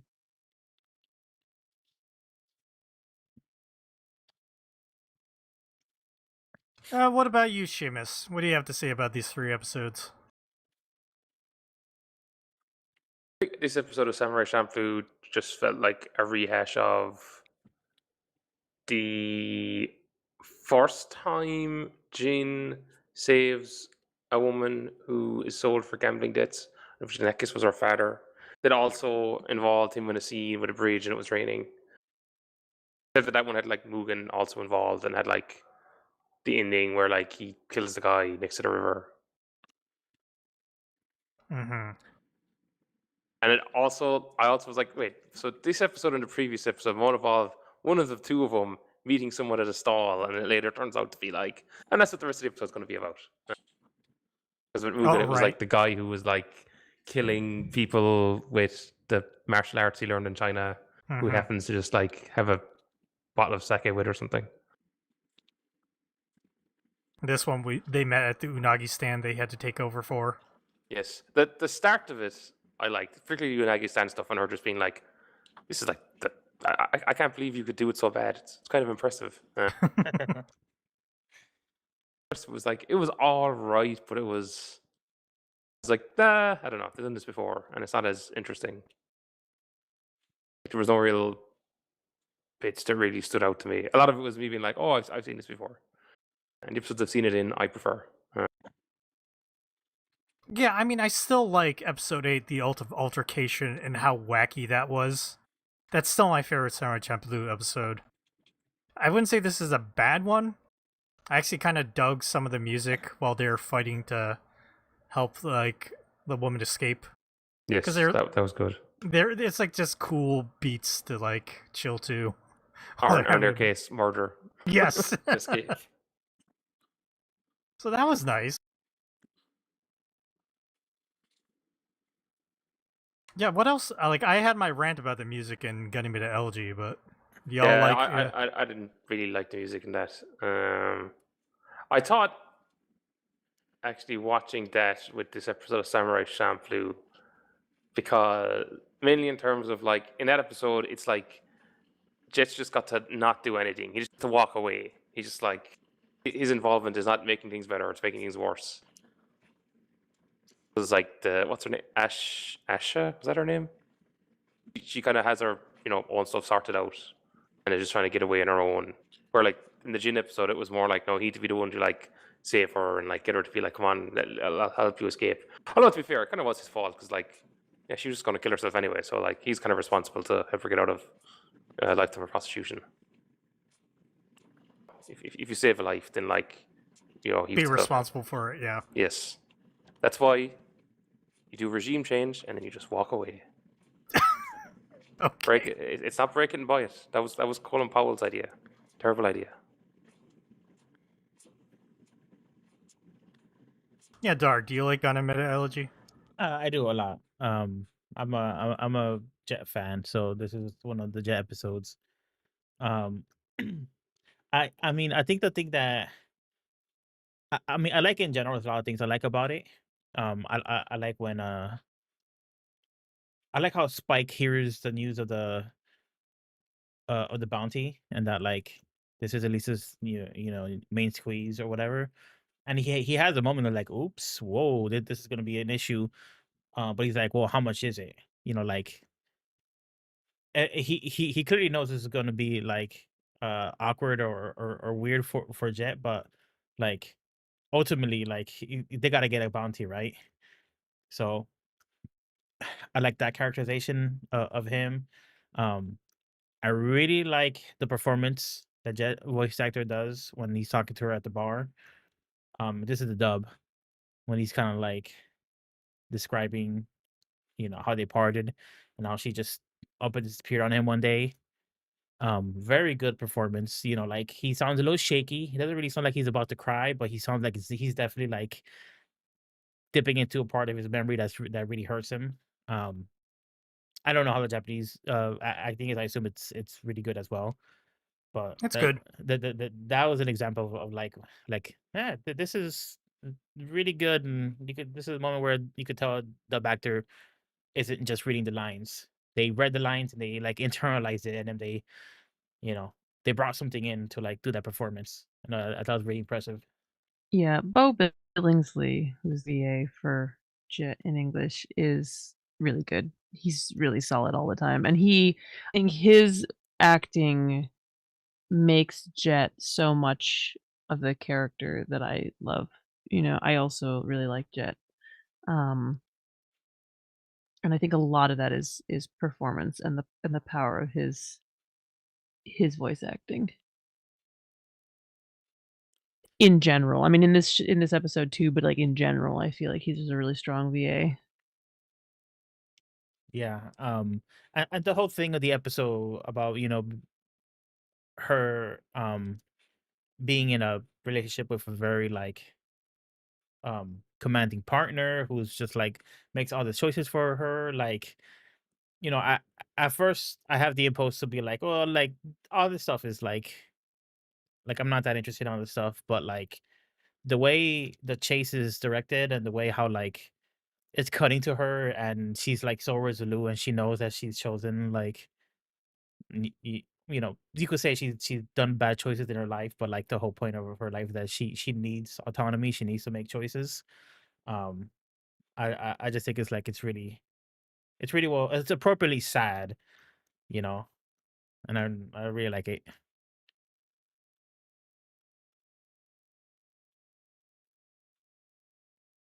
Am I the only one that kind of feels like... I mean, don't get me wrong, I like Jet a lot. But the stoicism that comes off from like his character in this episode, why the relationship didn't work, I kind of didn't like it. Like he should have, what do you mean, like it, like in terms of he should have gone after her when she first left kind of thing and not accepted Yeah, it. like this weird like hard man, he's a man's man type of idea. I don't know. I'm having a hard time trying to put it into words. I think his whole thing is that he's old fashioned. Like he was born in a different era kind of thing. Like his personality, he stepped out of the river at the wrong time and he was reincarnated into this world where like he would have been better off like in the come here lady kind of era. I mean, Noir or I was gonna shit like say, that. I think this episode really draws on noir as an influence, and so that kind of, um, hyper masculine stoicism is part of the trope. Um, it is a little bit like, I mean, I always feel like Jet's a bit of a teddy bear, and then you see him like this, and you're like, oh, he's a little tough actually, and I think the contrast is what makes him interesting too. The like, he always acts like a tough guy, but then he's doing his bonsai, you know what I mean? Like in the he's he's very like, I don't know, he's got cute hobbies. He's cooking in his little apron and stuff like that. I don't think it bothered me. It made me sad for him, I think, which is different. I think it works for his character, but it makes me sad that he feels like he has to do that and he can't feel his feelings and be vulnerable, and that's what's making his relationships fail. I always got the impression from watching this episode. I just Wait. got the impression that he would he would never like listen to her. Basically, she would um ask for things or disagree with certain choices they're making. It could be anything. It could be like where they're gonna live, how are we gonna do like the cooking and chore arrangement, like just mundane domestic things. And I always got the impression that like Jet always made the like proper logical choice and he just pushed it through each time. That's, I guess that's just my headcanon, but that's just my read of their relationship and how that's why she got sick of it. Um and it's just like a thing where like it's a personality problem that doesn't affect somebody like Spike, who's gonna do whatever the fuck he wants no matter what, right? And that's why Jet's like going crazy all the time because he can't like wrangle Spike and he can't really run the Bebop how he wants to run it. But with a woman like Elisa, she would go along with it for years until she just couldn't. Okay. I think that makes more sense to me. Also, I did like, it's like Ed's in the ship now. So what's Ed going to do? Bite the ear of the person they got a bounty off of. While the dog looks on and be like, oh, Christ. I cannot wait until the next episode, you guys. Oh, yeah, so Yep, good. it's the one. It's It's the one. the one. I do really like. I think it's genuinely great fucking comedy. That scene where I think they collected the bounty and they're leaving the police station, and Faye's like, when are you gonna learn that women aren't gonna hold a candle for men? And Spike like, when are you gonna learn that not all women are like you? And then Ed just fucking pops in out of nowhere. He's like, tea time, 3 o'clock or some shit like that. It fucking kills me. Yes, she's so good 100% of the time. I appreciate it always. Yeah, because that's such a great thing to interrupt this fucking moody conversation between these two people who are like just like very snippy and mean to each other, and then just drop tea time facts. You also had Faye explaining, what was it, something like maintaining beautiful skin is an exercise in futility or something. Yeah. Another reference to Faye and like aging. She's just like a lot of like references to that because she's like a lot older than she seems.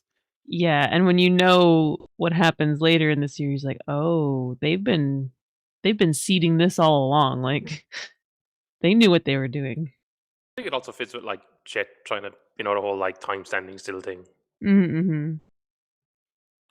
I think there you butchered that analogy. Which one? Jet's trying to step into the same river twice.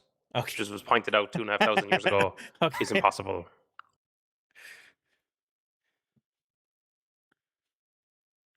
One funny thing though is, while I was thinking about Jet's character in this episode, it did remind me of the fact that for the Netflix live action adaptation, which I continue to bring up, Yeah.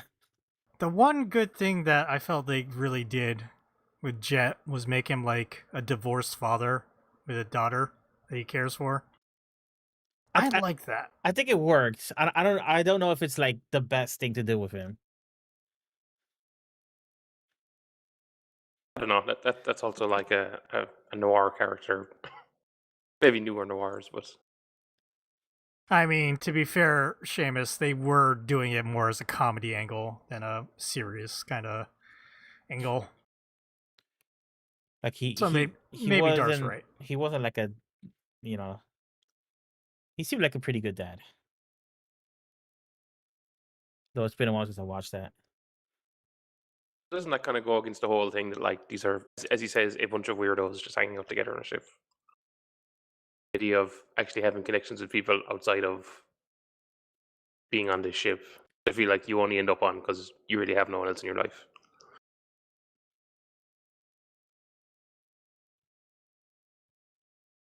I wonder if that's why they just added that to that Netflix show, because they're probably like, we gotta have somebody that has something normal in their life, like a family.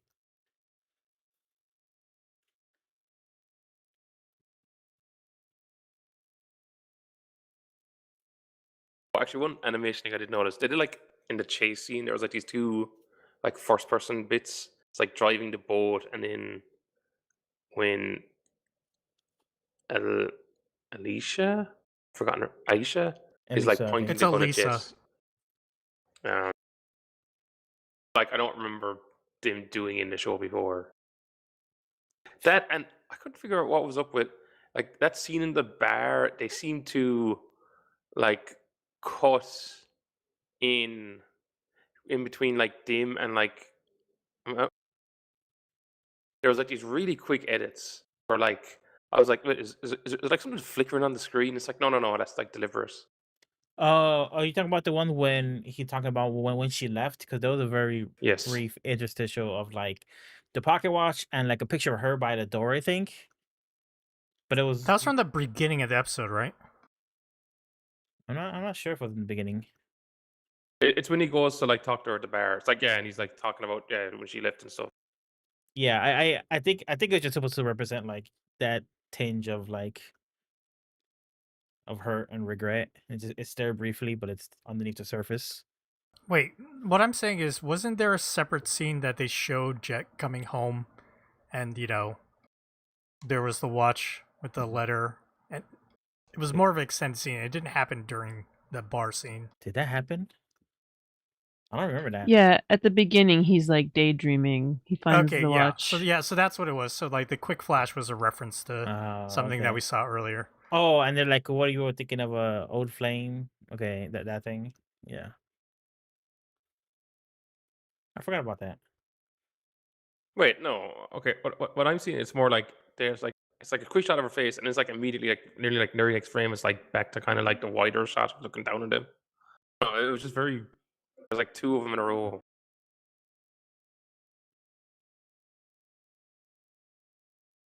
Doesn't sound familiar. Let me scrub through the episode to check this real quick. It's in the bar scene. Maybe it just looked different. About like 8:40.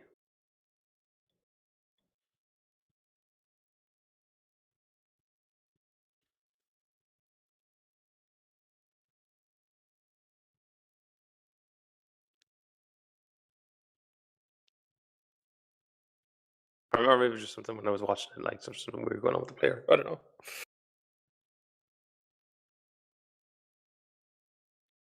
This episode more than I liked Samurai Champloo anyway. I preferred Michiko and Hatchin out of the dream. Yeah, we haven't really touched on Michiko that much. Let's talk about that. Okay, there's something about this episode that has never happened in a previous episode relating to Michiko and Hatchin. Which What is? it?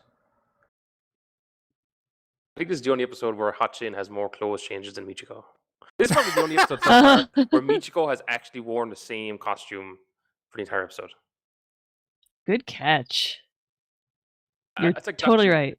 You were talking about before about it doesn't do as much music. It's true, but like also those other shows, they're always wearing the same clothes and they got to go on disguise. Like in Michiko and Hatchin, I like I said, this is the first episode where Michiko's not actually gone through multiple costume changes. Hatchin, I think, does as well. I don't think she does as many compared to Michiko in other episodes. Like, they are constantly changing up like the clothes on both these characters every episode.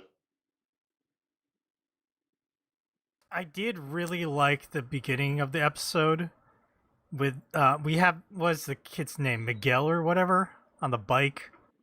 He's cooking up some corned beef from a can, and Michiko just shows up, and he starts trying to like give her his corned beef, and then she's like, "What the hell are you talking about? Is this circus this way? Good, goodbye." She just speeds off and like. First of all, she kicks that corned beef and it lands, upright, but then she just tears over it on her motorcycle as she leaves. It's good. That beginning's real good. I laughed really hard.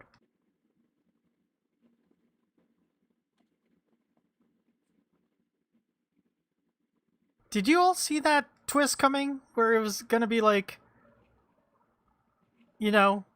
these kids are being sold off to slavery or whatever? There was a hint, or there was like a couple of hints to it, but I forget what it was. But like,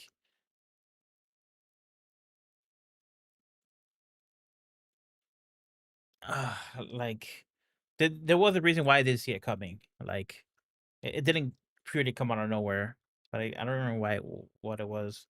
They were setting it up for it, and I was kind of hoping, because again, it's been a very long time since I saw this, so I forget everything. I was kind of hoping they'd be like,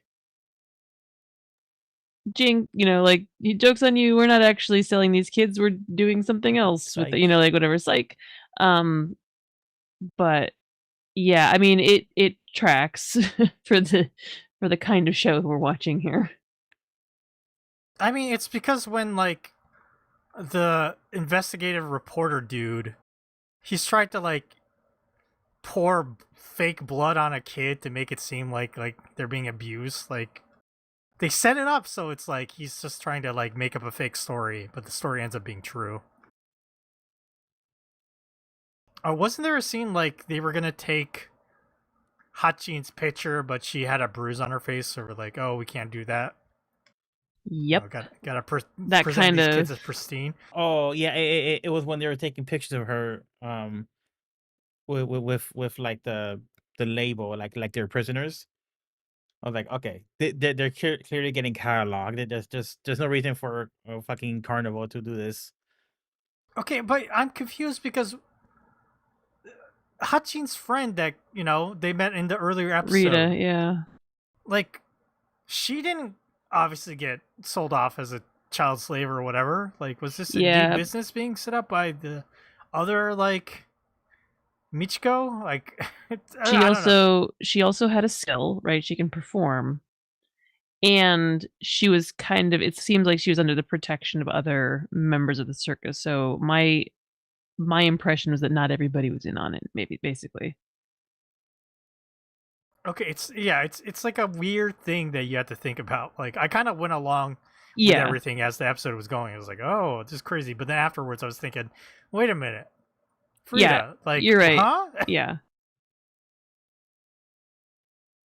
Also, like, I don't know. It's everything. Like, there was the wacky balloon fight, and like, again, Michiko shows up and Hatchin, and they're like butting heads, and they're not being, honest with each other or being happy to see each other, and they're fighting. But at the end, they decide like, oh, we're gonna be back together again. This is just a repeat of like the bullfight. Like lather, rinse, repeat. Yeah, it's just it seems kind of a bummer that like, and I know it's because they're Hatchin is a literal child. Michiko is an emotional child. Yeah. Yes, but like it's just kind of stinks that like it's like let's rather repeat, like we're doing this plot line again. Is it gonna happen a third time? Maybe, probably. Who knows? I don't know. It'd be nice if they did some more stuff, different stuff. I don't know. What is it, Seamus? I don't think this happens again. Oh yeah, twice and done. So now we're okay. Got it over the hump. Or at least not to the point where like they split up for multiple episodes. I mean, it did seem like Hatchin was making an active choice to follow Michiko when she's literally jumping off a hot air balloon into the ocean with her. We do have an issue where these characters are just inherently, like, their personalities are inherently at odds with each other at all times. Yeah, that also doesn't help. But they love each other, right? Like, obviously, it's very clear that they care about each other. So that's the push and pull. That's the human drama here. But also, like, it's, I don't know. Maybe it's because they were in a high stakes situation of being, like, possibly kidnapped for child slavery. But, like, you know, just like 15 minutes earlier, they're having the fight outside, like, the tent in the rain. So it's like, I don't know. But I appreciated that after that, Michiko goes, "Oh, I'm so stupid." Like, she knows that she shouldn't have risen to, you know, that, because of course Hatchin is going to push back. She's a child, right? And listen, as somebody who has arguments with small children all the time, I cannot tell you how many times I go, I shouldn't have said that. Like, I should have put my foot in my mouth. I'm the adult here. I should know better, right? I appreciated that kind of self-awareness from Michiko at that point. I'm like, she's learning. I don't know. Maybe I'm getting just weird tonal whiplash because the past couple episodes of Michiko and Hatchin have been deathly serious and very drab. And now we're back to, like, the wacky hijinks with some fun music. During Hatchin almost sold off into slavery. Taksu, you're going to have some problems with running on karma. Oh no! I'm warned. You know, I think it's one of the best parts of it. Oh But, boy, here we go. Tonal whiplash. You've got issues with tonal whiplash. Yes. My head is going to be popping for next episode. We'll see. Well, sure, look, it's a small mind, so, you know, it's just struggling.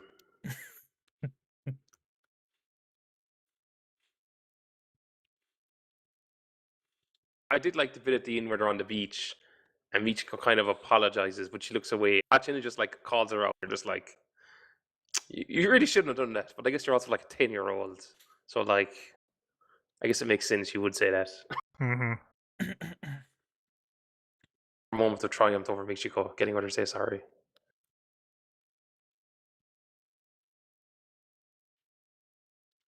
Yeah, I like this episode of Michiko and Hatchin.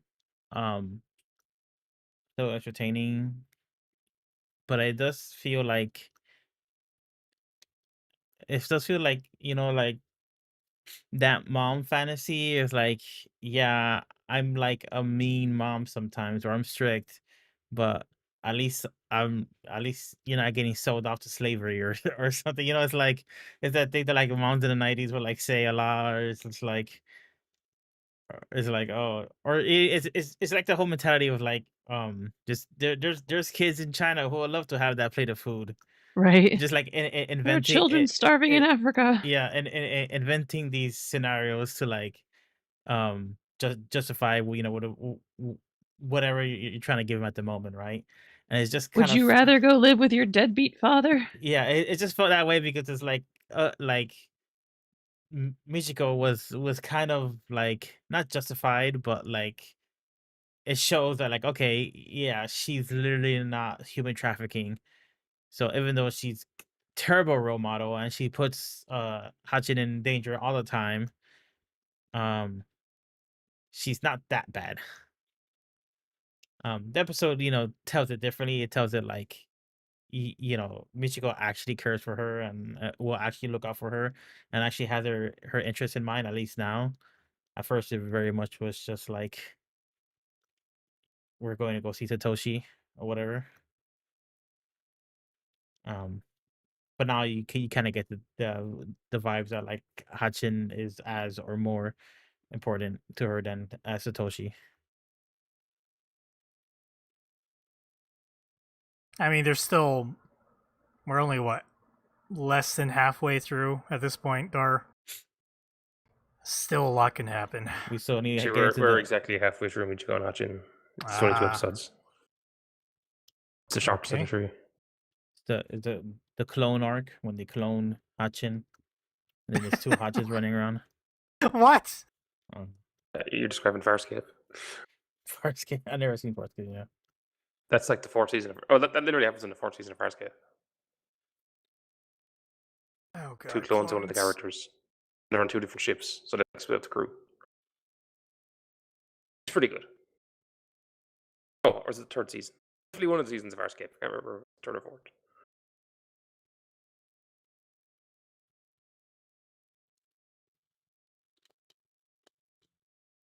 Is there a clone episode of Cowboy Bebop?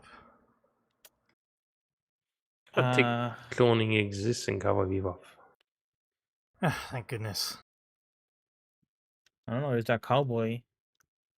Oh yeah, that guy. I guess that's Andy. kind of true. Yeah, Andy.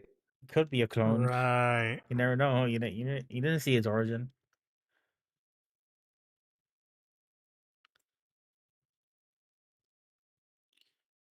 Is there anything we're missing that we didn't cover in these 3 episodes?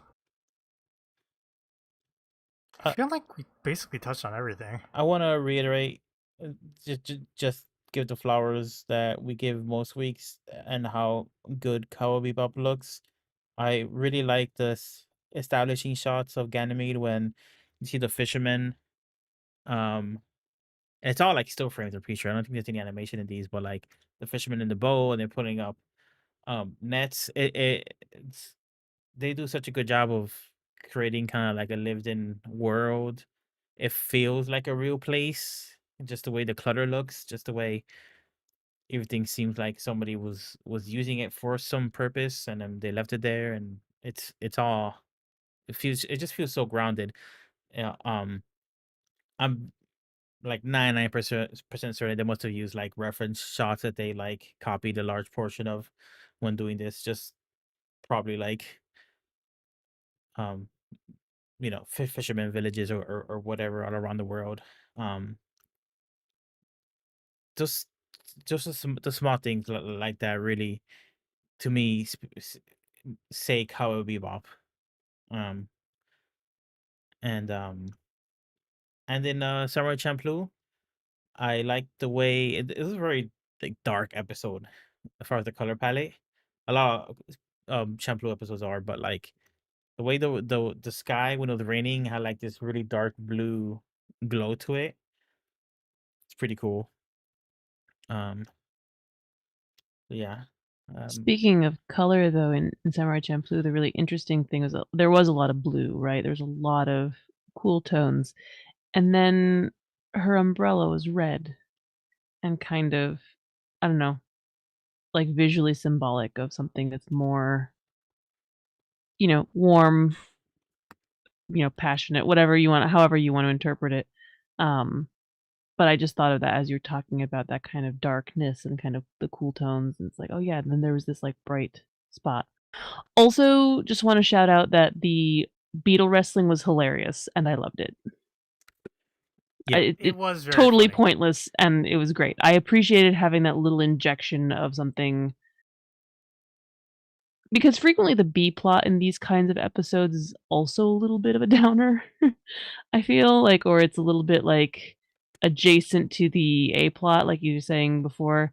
Um, but this was just like, nope, we're just gonna be weird.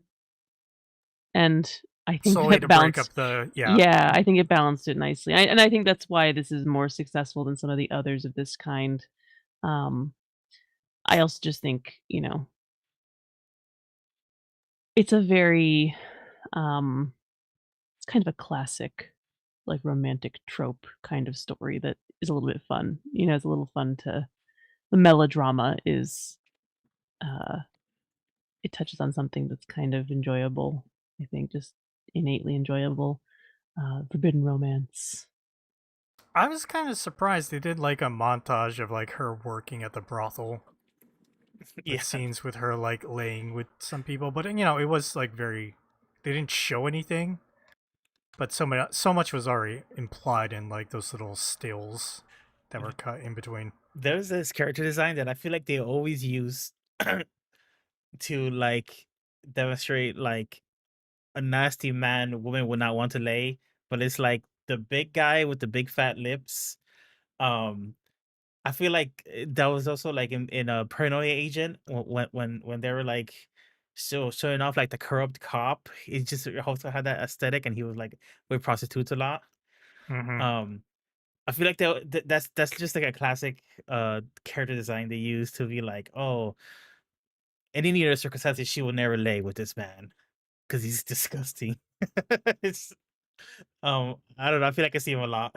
He's like the same guy. We should name him. It's Ricardo. There's Ricardo again. I mean, Poor Dar, do you have Ricardo. something against Ricardos? Was he your bully? No, not specifically. No, I'm on Ricardo's side. I think that it's not nice for anime to do that to Ricardo. He's being typecast. Yeah. All right, cool. Yeah, Morgana, are we missing anything? Nothing I can think of. I feel like I enjoyed all of these episodes, but I know you're gonna ask us about ranking momentarily, Yep, I am about to. and I'm having a hard time coming up with my rank here because I feel like I like them all, maybe equally, which is kind of uncommon.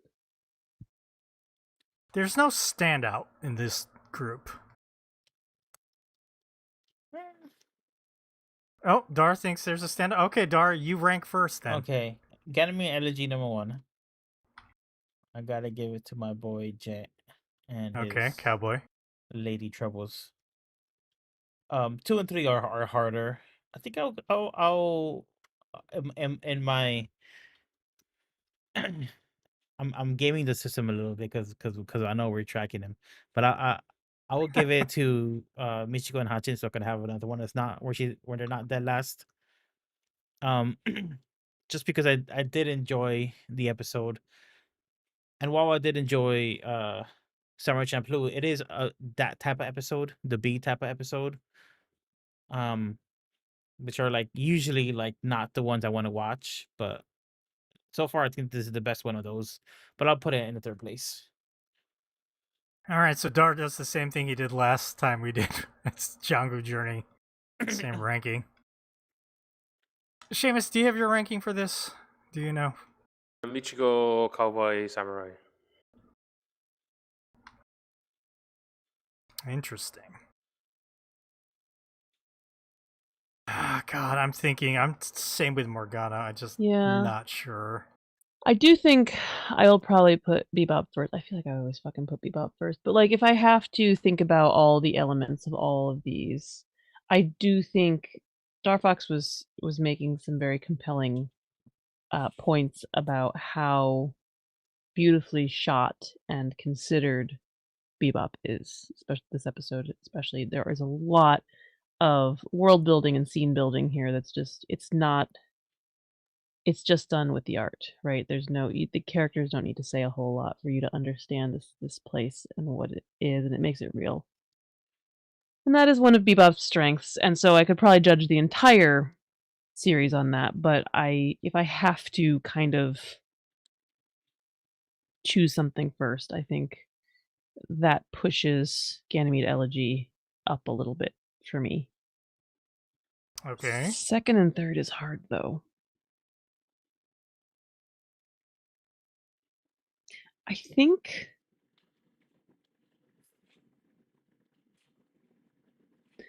think I like the story in Samurai Champloo episode a little bit better than the one in Michiko and Hatchin. I mean, I like that Michiko and Hatchin are back together. I like it was fun, it was funny, it was weird, it was wacky. So like this truly is a difficult ranking to make between the two.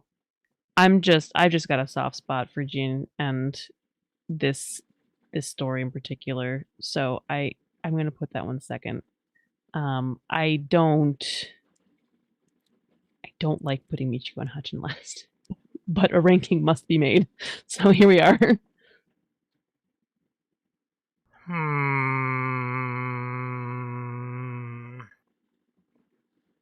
This really comes down to how much that song bothered me or not.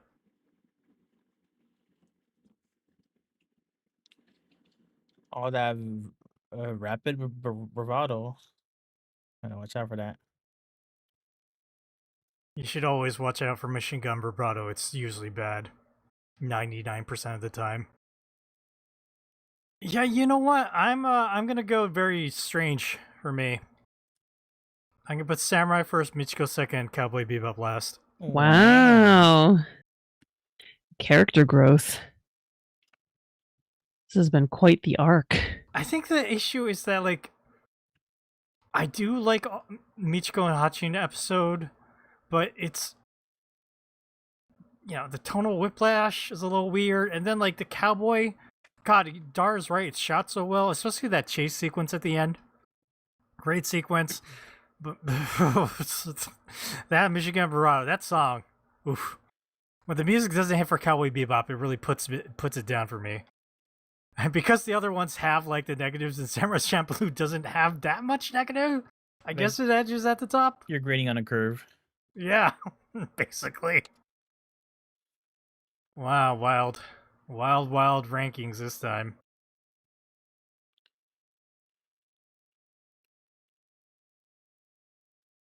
Next week, Dakazu, I interrogate you on tonal whiplash.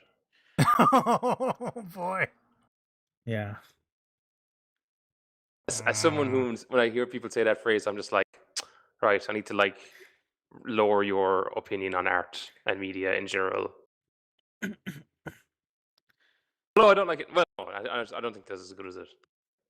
I think Hong Kong cinema 80s to early 2000s have maybe perfected the art of tonal whiplash.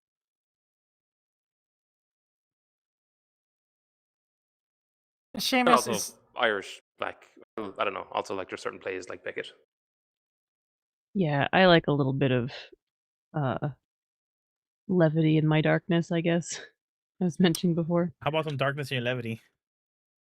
Also that. Black humor is gallows humor is very much my jam. I How think about a movie that starts off with a guy getting kicked in the balls because he thinks he's invisible, but everyone knows he's not, and ends some truly heartbreaking scenes about, attachment and love. okay, but here's Sounds the thing. great. Like, what is the music? Because that's the biggest tonal whiplash problem that I have is always with music.